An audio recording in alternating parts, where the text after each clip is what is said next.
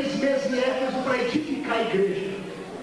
A igreja mais poderosa do mundo, pastor Coutinho, mais poderosa do que a igreja de Corinto. Nasceu de um coração pentecostal, um coração impactado pelo poder de Deus.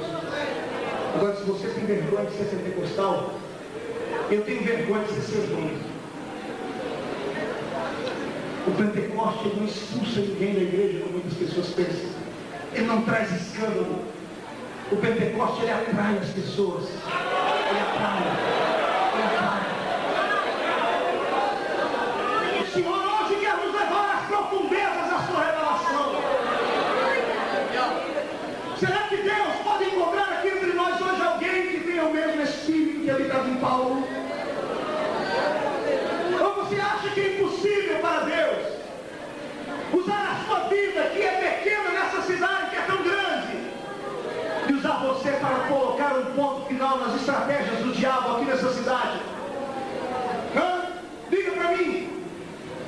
Ou você já se conformou com as milhares e milhares de pessoas que se prostituem no centro desse lugar, dessa cidade, com os drogalistas que estão aí fora, que precisam injetar um tóxico nas veias para se sentirem alegres, ao passo que eu e você não precisamos injetar nada nas veias.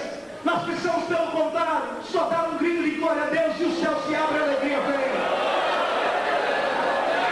Somos egoístas! Egoístas! O Senhor está entristecido conosco. O Espírito do Senhor está entristecido com a nossa atitude. Alguma coisa precisa acontecer aqui. Porque essa cidade precisa conhecer de fato o poder de Deus. E Deus não tem outra pessoa para usar a não ser você. Deus está aqui nesta noite com desespero no coração, olhando para você. E Ele sabe que se você quiser, se você desejar, Ele vai te usar. Mas por outro lado, Ele olha para você e você está preso aos sistemas. Você está preso às coisas que te implantaram e colocaram do seu lado esquerdo e direito para tu não fazer. Ou você é um daqueles que respeita a tudo e a todos, menos ao desejo de Deus. Irmãos, está na hora dessa cidade, desse país inteiro conhecer que o nosso Deus tem um povo que não se cala. Ser pentecostal não é ser um povinho. Ser pentecostal é viver nessa terra, mas já sentindo um pouquinho daquilo que acontecerá no céu quando entrar no quarto. Assim nasceu a igreja de Éfeso, poderosa, cheia de graça. Em 2 anos de existência, Éfeso já superava todas as outras igrejas juntas em arrecadação. Porque uma igreja cheia do Espírito Santo, o povo tem coragem de contribuir. Já repararam como é que o nosso povo é ruim para contribuir, irmãos? Já repararam como o nosso povo é ruim para contribuir? A pior coisa, o pior horário do culto é o horário da oferta. Os crentes abaixam a cabeça, murcham, enfiam a mão no seu bolso e tiram essas moedinhas pequenininhas para entregarem para Deus. O que é isso? Não há alegria em nós. É uma alegria fajuta de alguns momentos. Alegria de culto, de domingo, de festa, de congresso, que se esvai quando o pregador vai embora. Isso não é experiência com Deus. A igreja de Éfeso superou todas as igrejas porque o poder de Deus estava dentro dela.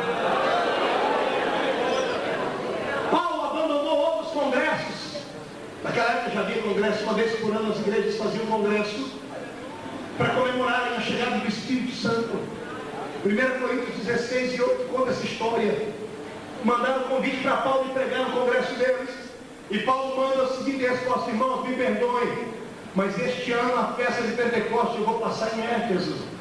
Ele não era louco, ele queria ter uma igreja viva, uma igreja cheia do Espírito Santo, uma igreja alegre, cheia da graça de Deus. O tempo da deusa Diana ruiu, desapareceu da história do mundo. Os feiticeiros de Éfeso se converteram. A cidade toda conheceu o poder do Cristo vivo.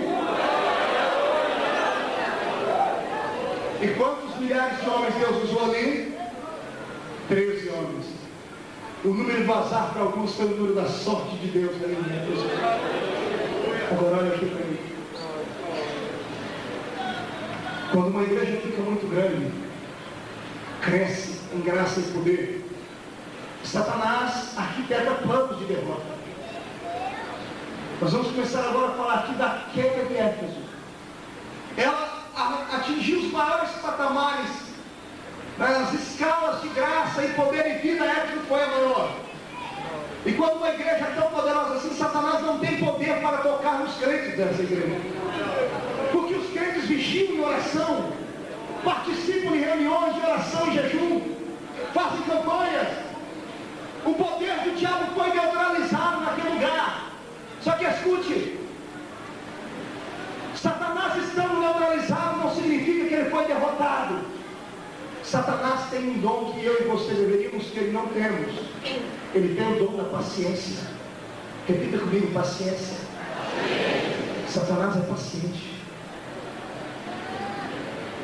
Ele mandava em Éfeso através de bruxarias e da deusa Diana. Quando o poder dele foi arrancado dali, ele simplesmente não fez a sua trouxa e foi embora, não. Durante anos ele arquitetou um plano de derrota para a igreja de Éfeso que funcionou lá. E tem funcionado no nosso país de norte a sul. O problema de uma igreja quando cresce é quando ela chega à estatura de templo de Salomão. Porque quando ela fica com a postura de um templo de Salomão, ela perde a essência do cenáculo. Lembra do cenáculo? O lugar de 120 de joelhos em oração. Contraste com o templo de Salomão. Milhares de pessoas em pé, batendo palmas para o ouro e as pedras preciosas que havia naquele santuário. O espírito do inferno começou a dominar. O espírito chamado soberba. Que muitas vezes eu e você, muitas vezes como ministro, pregamos contra adultério, contra roubo, contra isso e aquilo. E coisas tão perigosas quanto estas, nós deixamos de falar. Por exemplo, o espírito da soberba. Satanás foi bloqueando o coração da igreja de Éfeso, a tal ponto que quase no último ano da existência do apóstolo, essa igreja estava com anos e anos de existência. Paulo envia para aquela igreja o seu filho na fé, Timóteo. Timóteo tinha 22 anos de idade quando começou a pastorear Éfeso. Oh, meu pai, fala mesmo. Timóteo participou do maior seminário da vida, que foi aos pés de Paulo e aos pés do Espírito Santo. Era um homem de Deus. Era um homem que não abria concessões para erros e pecados. Era um homem tomado na graça. Mas de repente a igreja de Éfeso, por ser tão grande, famosa no mundo todo da época, por mandar dinheiro para aqui e para lá, sabe o que aconteceu? Os crentes começaram agora a tomar um tipo de vinho, que foi o que Paulo escreveu em Éfeso 5,18. Esse vinho de Efésios 5,18 não é um vinho de cor vermelha que muitas pessoas bebem, se bebe na Europa. Não. Este vinho aqui é uma forma alegórica do texto sagrado, das palavras de Paulo. Este vinho aqui não era o fruto da vide, um mosto. Não, este vinho aqui eram alguns demônios que Satanás fazia com que os crentes engolissem. Satanás fez que a igreja cresceu, sabe o que foi que ele fez? Foi lá na adega espiritual dele no inferno. Abriu a porta da adega e pegou os melhores vinhos e as taças de prata. E pegou também as bandejas de prata. Colocou nos seus demônios uma gravatinha borboleta. Deu a eles as bandejas, deu a eles as taças e começou a distribuir aos crentes da igreja de Éfeso os vinhos de derrota. Satanás pega a garrafa do vinho da mentira e coloca dentro das taças. E os crentes de Éfeso achavam que era a maior igreja e melhor igreja do mundo, que não haveria uma outra maior do que elas. Vinho da mentira. E os crentes começam a beber